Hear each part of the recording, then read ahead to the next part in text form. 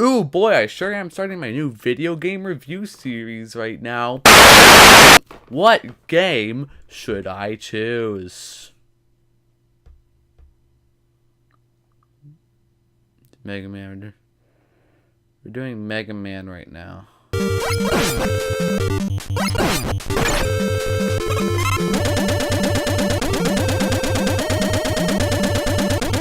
You know, I feel like the original Mega Man gets overshadowed a lot.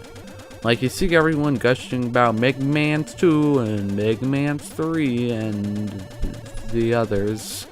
But I don't really see Mega Man Original getting a lot of attention. Which is kind of a shame because it's actually very unique compared to the other Mega Man games. Like, think about it, as a score system, it only has 6 robot masters, and the health ups look like this. They look weird. Like the way they look in the other games better. But I feel like these uniqueness is kind of part of its charm, you know? And the gameplay is mostly the same compared to the other ones. And it's probably because of its extremely simple controls. You got A to jump, B to shoot, move with the D-pad. What else do you need? Well, I got the start button that lets you change your weapons, and your select button helps you break the game. Yep, that's right. Another thing that's unique about this game is that if you press the select button, it pauses the game without pulling up the weapons menu. And you can use this along with Elect Man's weapon to just absolutely annihilate anything.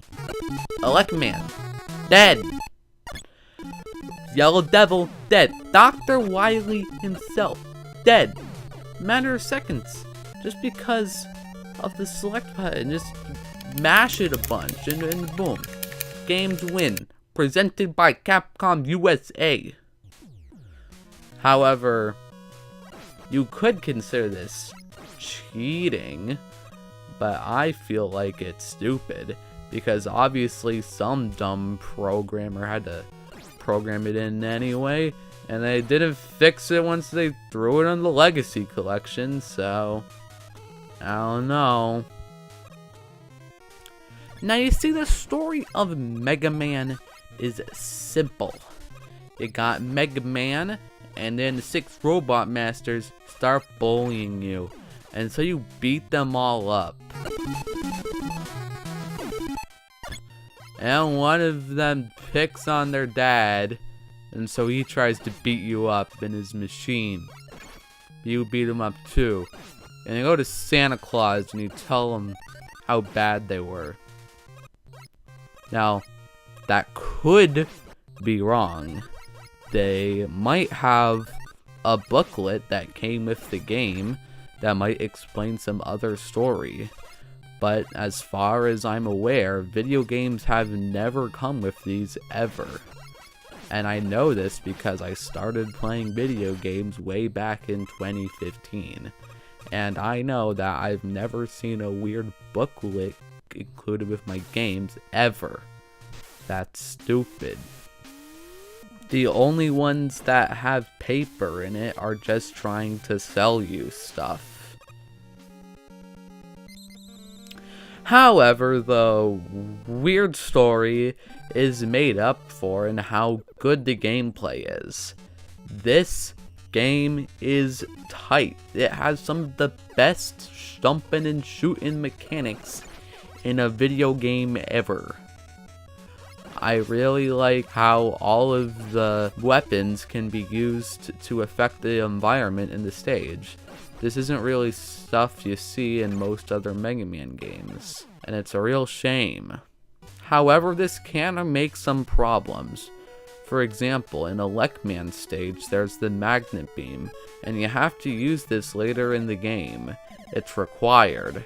However, if you do it before getting Guts Man's weapon, you're essentially screwed because it's required to obtain it. unless you use some weird glitches.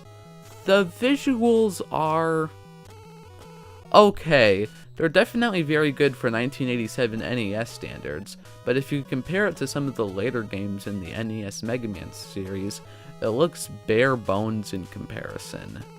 Especially if you compare it to Mega Man 10 and 9, but I don't really think that's a fair comparison. I feel like the original Mega Man uses a lot of blank backgrounds. They're just a solid color to represent sky. And there's nothing wrong with that. It's used a lot in other Mega Man games, but I just feel like it's used a lot less, and it has details in the sky and stuff. But it's just nitpicky, and it's really good for 1987 NES standards. And the music holds up way better than the visuals. Every single track in this game's soundtrack is absolutely classic. I can remember each and every one, and I could probably recite them to you after not playing it for like a week. This game is memorable. Not just the music, but everything.